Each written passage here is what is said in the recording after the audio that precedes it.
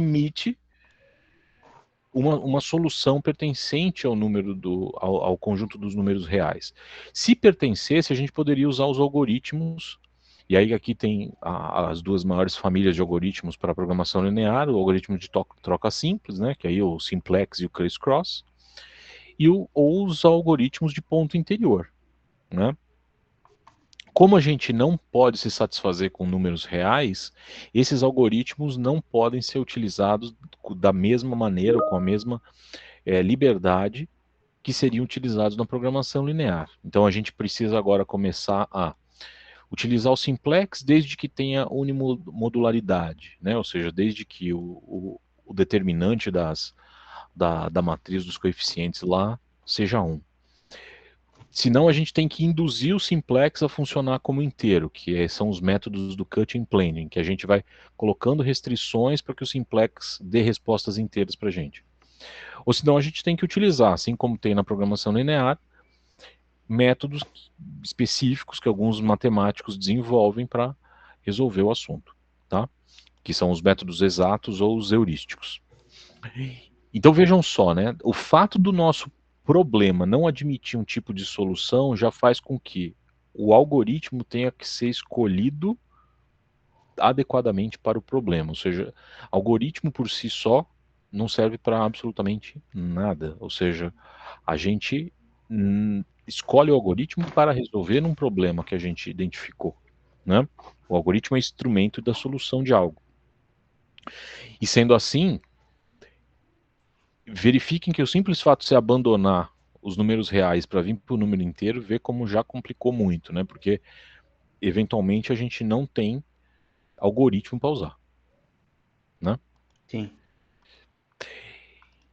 As aplicações dessa programação inteira são muito interessantes e uma das que mais me chama a atenção é justamente o fato dela trabalhar na navegação dos UAVs, que são os veículos autônomos, né, não tripulados, né? Então, são objetos que você pode utilizar tanto na água quanto em qualquer outro meio, né?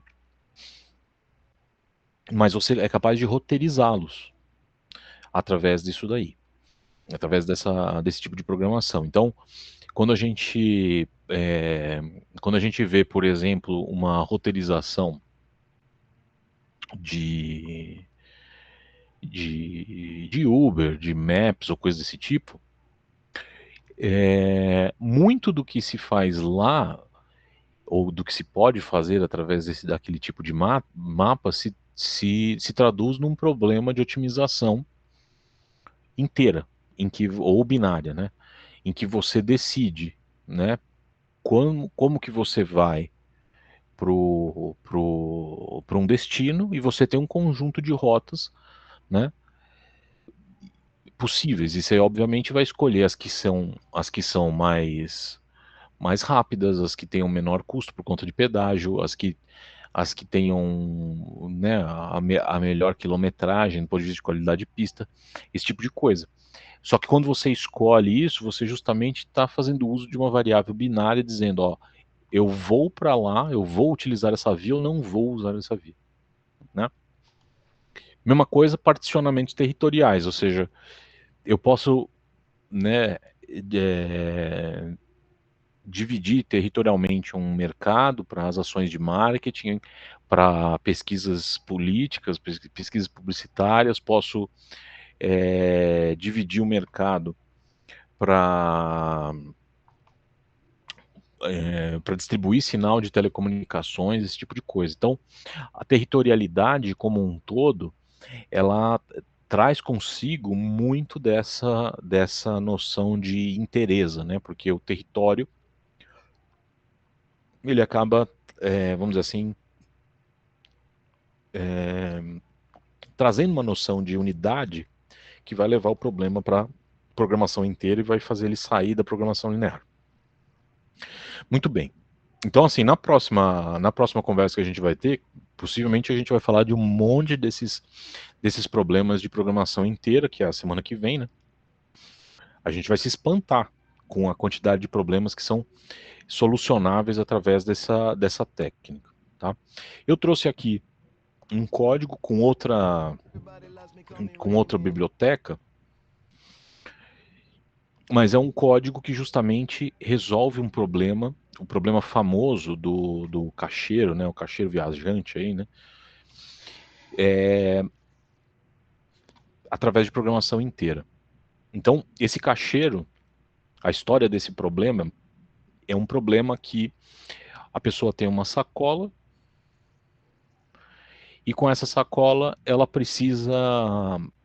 tem uma quantidade de bens que ela pode colocar na sacola, a sacola tem um tamanho, uma carga, uma capacidade máxima, e ela quer colocar as coisas que mais tenham valor para ela, né? Ou seja, ela quer pegar dentre as possibilidades, vocês estão aí ainda? Sim, sim, estamos aqui. Estou prestando atenção. Entre as possibilidades, ela quer colocar aquilo que tem maior valor na sacola para poder levar, né? E esse problema é um problema muito antigo já, né? Um problema muito tratado pelo pessoal de pesquisa operacional, pelo pessoal de programação matemática, justamente porque é um problema de alocação e essa alocação exige a otimização.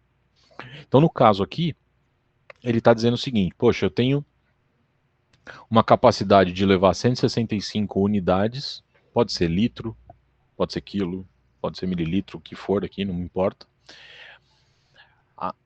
Cada um dos bens que eu tenho, né, tem exatamente esses pesos, então esses bens que eu vou carregar até somar 165, tem um número aqui, no caso aqui eu consegui trazer 10 itens, né, então um pesaria, sei lá, vai 23, outro 31, outro 29, etc.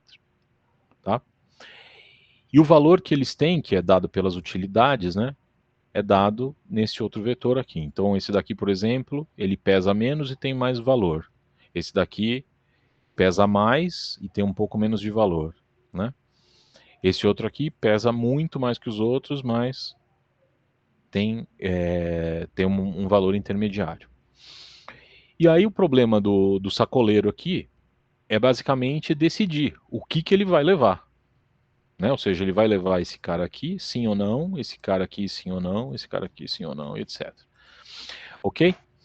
Ele quer fazer isso maximizando a utilidade, né? Maximizando o valor que ele vai carregar consigo, ok? Então eu vou pegar aqui no Python, vou executar até aqui, até chegar no problema do caixeiro, e depois eu gostaria que a gente interpretasse a resposta do problema à luz dessa modelagem aqui, né? Então, importou a biblioteca, setou as variáveis e tal. Então o problema foi resolvido aqui. Nessa hora aqui do problema, eu vou calcular a utilidade total que ele carregou, ou seja, qual foi o máximo que ele conseguiu atingir.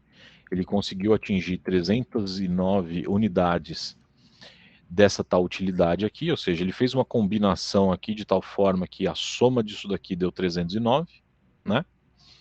Só que quem ele levou? Essa é a pergunta que a gente quer resolver, né? Ou seja, esse é o problema típico da alocação. Ele levou esses caras aqui. Percebam, eu recebi como resposta um monte de 0 e 1. Uhum. Um monte de 0 e 1. Entretanto, esse monte de 0 e 1, na verdade, que, né, pelo fato de ser um 0 e 1, seria uma otimização binária, portanto, né?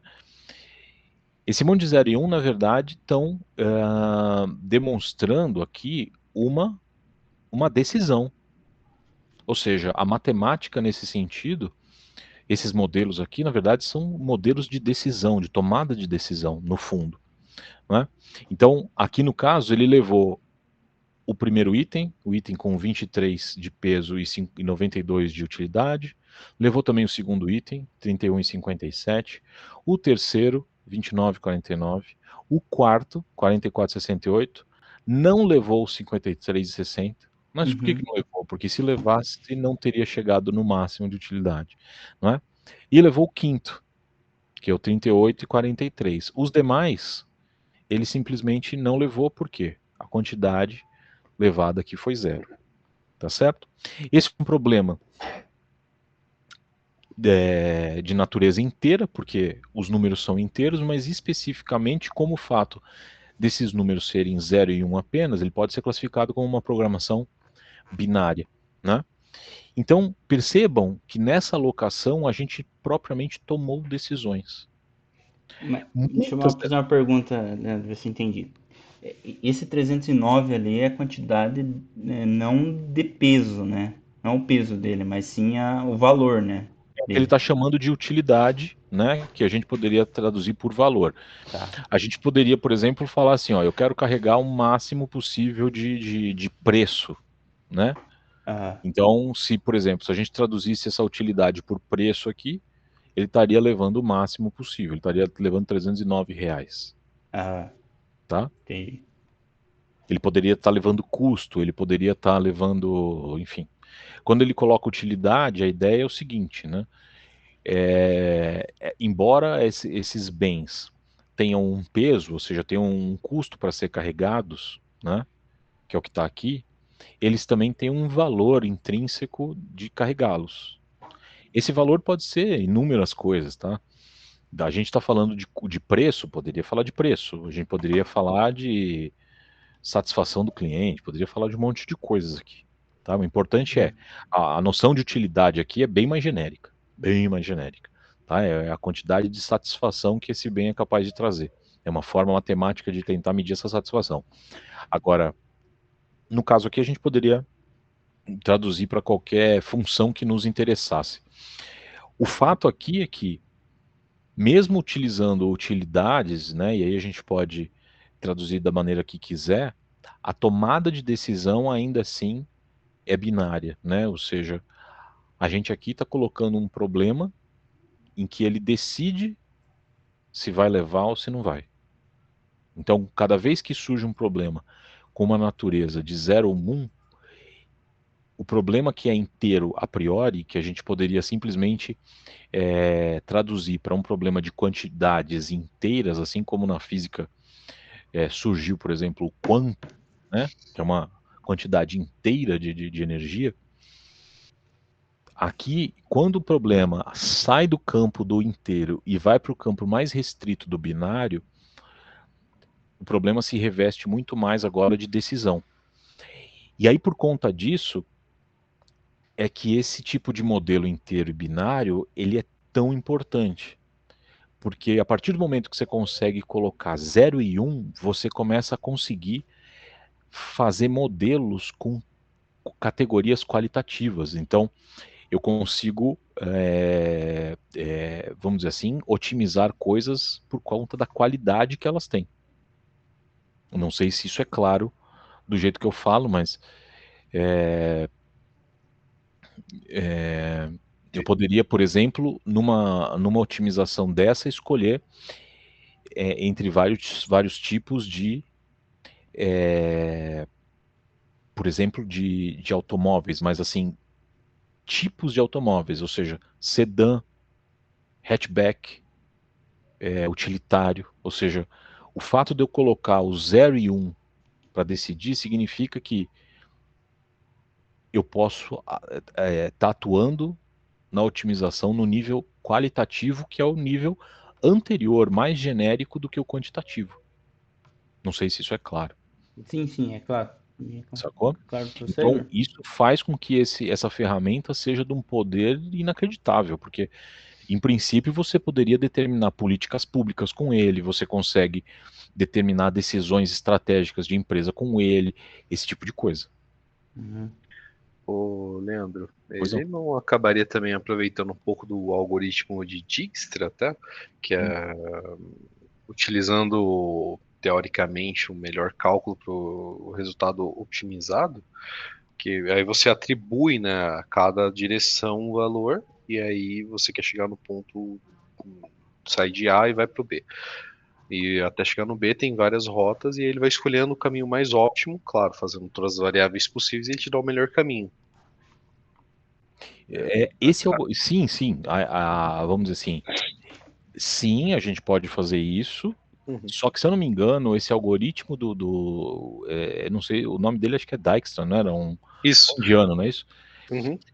Então, se eu não me engano, esse algoritmo é um algoritmo de busca. Sim. Né? Ele busca a melhor solução. Otimização. Eu não sei, então, eu não sei se esse algoritmo, eu sei que esse algoritmo se dá no ambiente do grafo, né? Ou seja, a estrutura por base é o grafo. Então, no caso, se a gente fosse fazer a modelagem aqui, a gente teria que conseguir conceber a realidade modelada por um grafo, né? E depois de fazer isso, a gente teria que caminhar pelo grafo. E ao caminhar pelo grafo, os grafos normalmente têm uma natureza de cálculo grande, assim, eles não Sim. são tão fáceis de calcular. Algoritmos de grafo normalmente são polinomiais, são grandes para serem resolvidos. Esses algoritmos inteiros aqui, eles têm uma complexidade temporal menor, normalmente são menores, tá? E isso, entretanto, não significa que a gente não possa resolver problemas semelhantes com algoritmos diferentes, tá, Igor? Perfeito. Agora, eu não sei se o algoritmo de Dijkstra para busca de soluções em grafo tem a Seria mesma otimizado, né? característica. A gente poderia até trazer isso para a próxima aula. Eu acho que o algoritmo muito mais busca e muito menos otimiza. Sim. Tá? O Dijkstra não é considerado, assim, dos algoritmos que eu conheço dele, ele não, pelo que eu conheço, não tem um que seja de otimização inteira. Ok? Mas eu acho que vale muito a pena, mas muito a pena mesmo, a gente trazer esse problema que você falou aqui já na próxima conversa. Né? Ou seja, faz uma busca pelo Dijkstra, faz uma busca por otimização inteira e tentar comparar, né? Falar da comparação dessas duas buscas. Eu acho sensacional. Eu acho sensacional.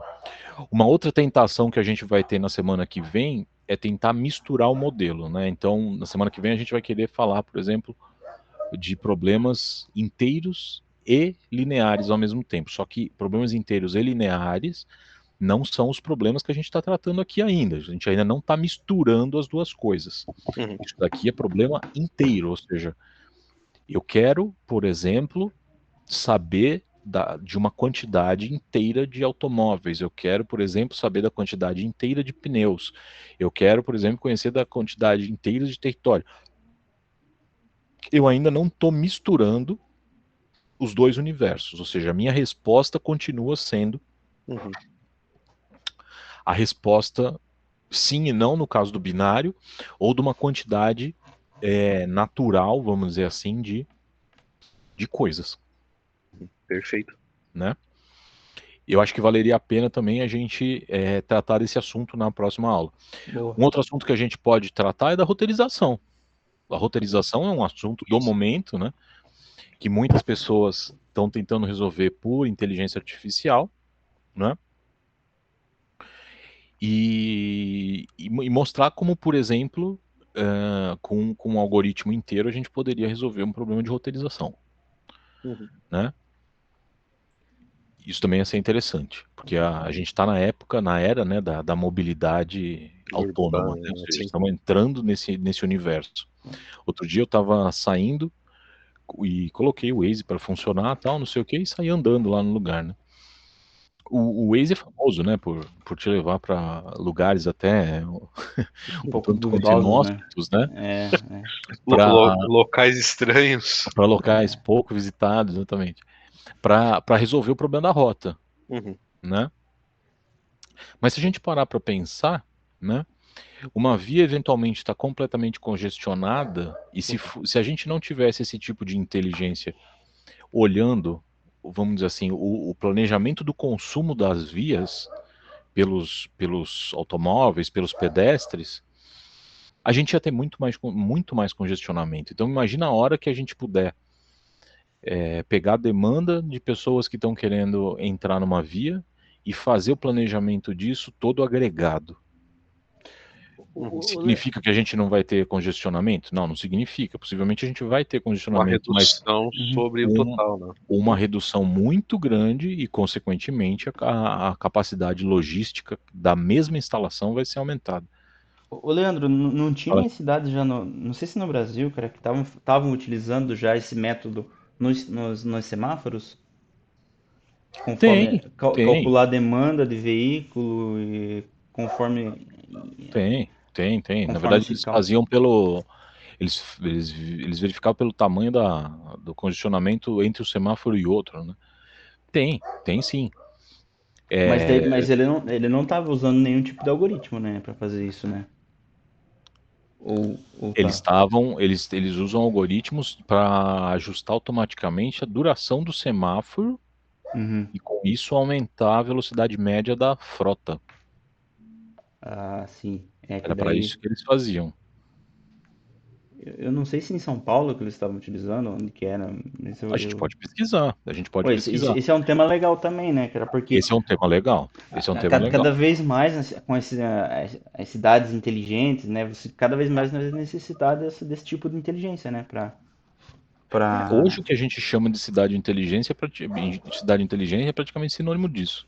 Uhum. Hoje, no futuro não vai ser, mas hoje o que a gente chama é praticamente sinônimo disso. Por quê? Porque as cidades como um todo, elas estão, vamos dizer assim, a solução que a gente teve de mobilidade até então foi o automóvel, né? Só que Uhum. o automóvel, ele é um meio de transporte com pouca densidade. Ele gera muita satisfação para o usuário, só que ele leva muito pouco passageiro, Uhum. né? E aí o que que Uhum. acontece? Essa densidade baixa do automóvel acaba congestionando a infraestrutura de rodagem, Uhum. né? Sim. Você só anda bem em automóvel normalmente em pista de baixa densidade. Vocês podem perceber isso, né? A gente anda bem em automóvel quando você vai usar a pista expressa, quando você vai usar rodovia intermunicipal, esse tipo de coisa. É aí que você vai usar, vamos dizer assim, um automóvel com velocidade. Fora disso, numa cidade grande, onde você tem uma concentração alta de pessoas, a baixa densidade do automóvel faz você, né, congestionar quase todas as pistas.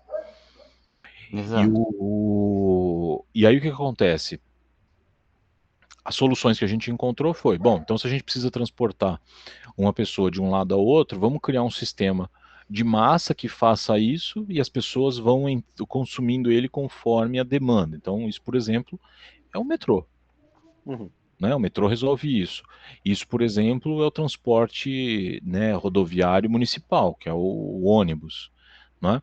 Então, o ônibus, por exemplo, ao invés dele otimizar a utilidade da pessoa, né? Ele procura otimizar o coletivo da coisa, né? Você não se satisfaz nunca plenamente com uma linha de ônibus, você não se satisfaz nunca plenamente com uma linha de metrô.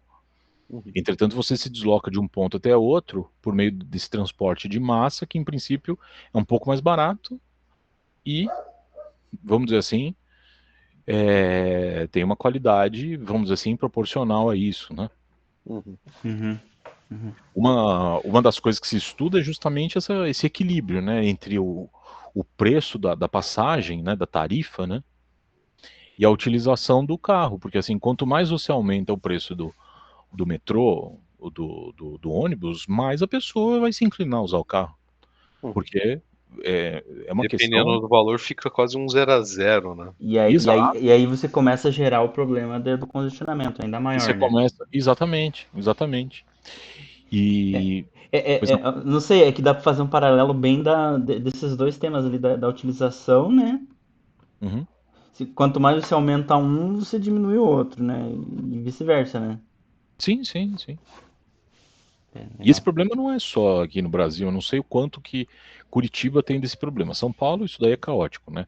Uhum. Então, choveu aqui em São Paulo, a gente até brinca, né? Choveu em São Paulo para tudo, porque É.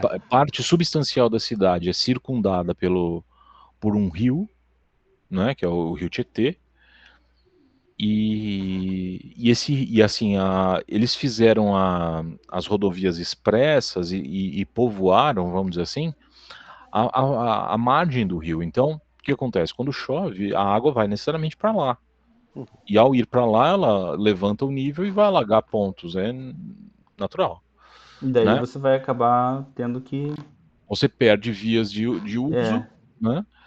E as pessoas já diminuem um pouco a velocidade. Então, fazendo isso daí para toda a infraestrutura de transporte, ela fica inteira congestionada porque a velocidade média dela caiu muito, né? A o que demanda é a dá. mesma, só que a É, velocidade média caiu demais. Logo, as filas aumentam, né? A gente poderia pensar isso quase como teoria de filas. E aí, assim, choveu, a fila vai aumentar, o congestionamento vai aumentar, e assim, são bilhões e bilhões de reais de gente parada no trânsito da cidade. e como que seria, Leandro? Aí é uma pergunta de US$ 1 milhão, né? Como Hum, que seria, com um algoritmo, como é que a gente teria otimizar isso, digamos? Por exemplo, teria como. Bom, vamos fazer a pergunta certa, né? hum. Pois é, não percebe? É, a Mas é, pergunta mas é certa. uma boa. Mas assim, se você está fazendo uma pergunta dessa, é bacana, porque é para quebrar a cabeça, né? Então, É. poxa, com um algoritmo, eu sou capaz de minimizar as filas, Ó, porque por daí exemplo. Ah, vai entrar muitas variáveis, né? sim, Climáticas, né? sim. Eu teria que, com o algoritmo, ter que prever, por exemplo, é previsto chuva para tal hora. Como é que vai Uhum, estar o trânsito nesse horário, né? uhum. Como que eu posso otimizar essas rotas onde possivelmente vai ter alagamento? Uhum. E já calcular que a velocidade dos carros vão diminuir, porque com a chuva eles não vão conseguir andar. Então, se entende, existiria forma de eu, com o algoritmo, prever isso, né? Prever sim, assim, dá para prever, alguma coisa dá sempre para prever, né? E Isso, por como que. exemplo, que você falou, assim, a gente quando fala que o tempo, né, vai chover no final de semana, por exemplo, estava É uma aqui predição, né? combinando com uma amiga de viajar no final de semana. O que a gente se perguntou? Qual é a previsão do tempo? Ó, Uhum. a previsão do tempo é a média, é uma média esperada lá. Então, com 90% de chance, não choverá. É Aham. 90% de chance, ainda existem os outros 10, né? Então, assim, a gente pode trabalhar com isso. Só que a matéria de otimização de uma variável que seja aleatória, como essa, é matéria da otimização estocástica. A gente vai ver isso daí na frente Lá aí. na frente daí. É, por enquanto, as variáveis que a gente tem aqui são determinísticas, ou seja, a gente conhece elas de antemão, Uhum. né? E no caso da conversa de hoje, elas são inteiras, ou seja, mais do que determinísticas, inteiras. Tá? Então, se fosse para brincar de carro, a gente teria que pensar o seguinte, né? A quantidade de pessoas que seriam transportadas, pessoas são quantidades inteiras, então eu Uhum. poderia otimizar com uma programação inteira, e aí, assim, vamos maximizar a quantidade de pessoas transportadas, e aí a gente começa a pegar os problemas que a gente vai enfrentar para otimizar isso aí. Aí sim, estaríamos Aí diante se de programação conseguiria. inteira, Ah, entendeu? legal. Boa. Estaríamos diante de programação binária, por exemplo, se a gente tivesse que selecionar um tipo de meio de transporte ou não selecionar, né, para, vamos dizer assim, ofertar para esse transporte. Então, seria programação binária, por exemplo, utilizar metrô ou não, carro ou não, é, ônibus ou não, esse tipo de Uhum. coisa, entendeu? Entendi. Entendi. Aí essa é a otimização binária, programação binária. Mas são problemas interessantíssimos, né? Ou seja, mesmo esse problema de transporte que a gente pincelou aí nessa conversa, você vê a quantidade de Variável, né? decisões, a quantidade de variáveis que a gente cai, né? Do É. nosso lado, por exemplo, se a gente falasse assim, ó, vamos estudar a nossa mobilidade em São Paulo ou em Curitiba, Uhum. o que eu tenho à disposição? Eu tenho um carro, mas o carro tem um custo. Uhum. Eu tenho o metrô, mas o metrô tem um custo e um tempo. Eu tenho ônibus, mas o ônibus tem um custo e um tempo. Eu tenho aplicativos, né, de transporte, de carona, né? Como Uber, como 99, esse tipo de coisa. Mas também tem um custo, tem um preço, né? E tem um tempo. A gente poderia, por exemplo, criar um algoritmo com programação inteira para dizer para a gente, ó, para eu sair do ponto A e ir ao ponto B, utilizando qualquer um desses meios, qual deles me leva lá no menor custo e num tempo máximo que eu quero. Ou seja, não quero demorar mais do que 5 minutos ou 10 minutos para ir e eu quero arrumar o de menor custo, né? Como o Uhum. carro é de maior custo, né, ele só vai ser utilizado quando os demais não for possível, né?